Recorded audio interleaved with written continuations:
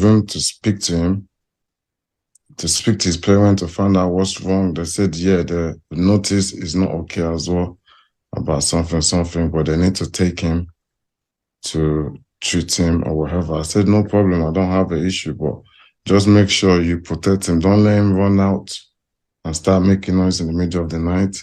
Don't stress him out, and let him go with him. Okay. I know he's been bugging out. I asked to see him, he came. Luckily, I was recording that conversation too. I was just trying to see what's wrong with him.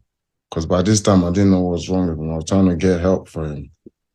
Okay, well, you were recording the conversations because he had made that video, alleging that you were after his life.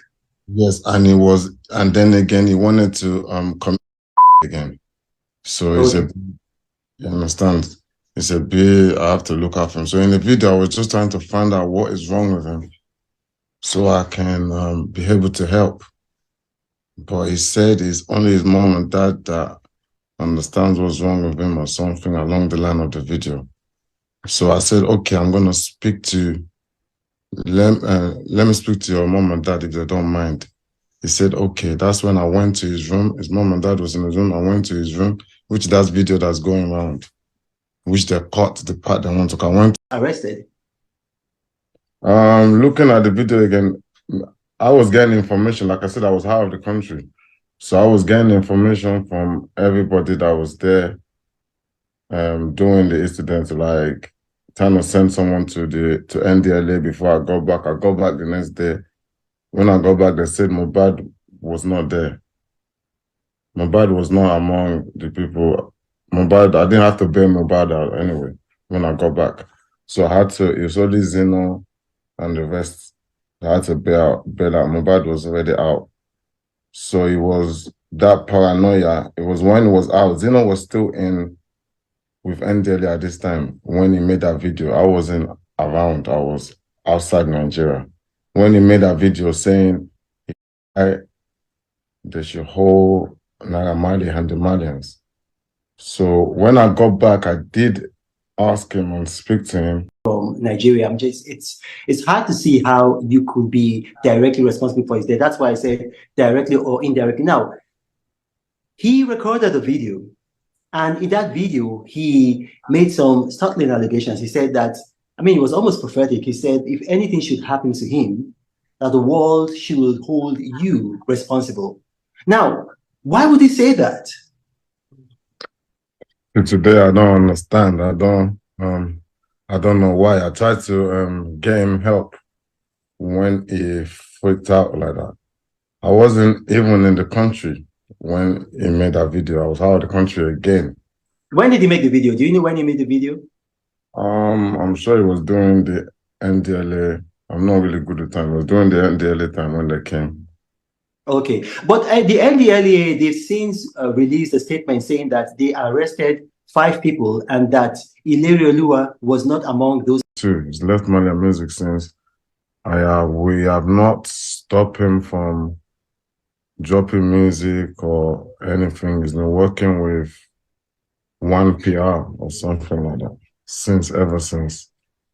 So when I heard about his death, it was shocking to me. I was out of the country as well. So I have to find out what's wrong with him just as much as everybody's trying to find out. So I'm just finding out what's wrong with him online. I'm seeing all the lies too, but we have to kind of focus on the fact, like, who was it with? How did it? If you say, if you're blaming me, how did I have nothing to do with his death whatsoever. I was so hurt when I heard myself. Nothing whatsoever to do with his death. I mean, if you look at the laws of physics, if you are away, you're currently in Europe. I mean, if you are some 5,000 miles away. So I tell him, if family is stressing you out, just tell them to go chill, you're king, do what you want to do. Don't yourself. If you're yourself now, what do you want people to say? You just made video not long ago saying they should hold Naira Marley. What do you want people to say? Okay, so his wife, yeah, because I don't know if they are legally married, so I'll just say his partner, his civil partner, called you and told you he was acting funny, was a bit suicidal. Is that correct? Yes, like he locked himself in the room. This was after he made the video that I wanted him.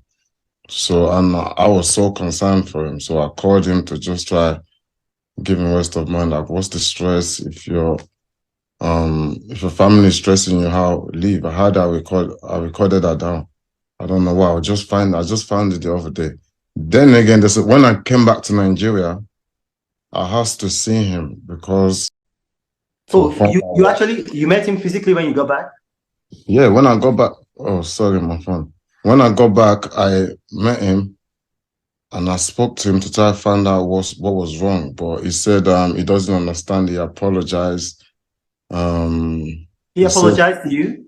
yes, he Do you have apologized. proof of that? Do you have proof, like maybe a recording or a witness or anything?